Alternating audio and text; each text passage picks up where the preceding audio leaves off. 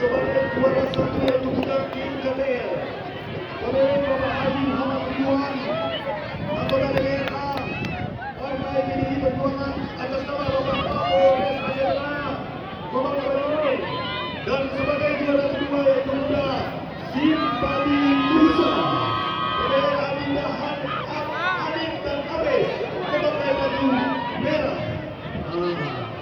Selanjutnya,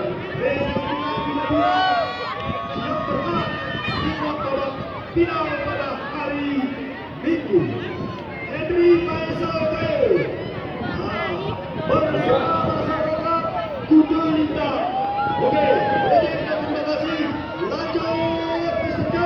Siap, itu mobil joki King KDR. Bapak Bogi, ada siapa? Kapolres ada dalam menunggu. Iya. Baik.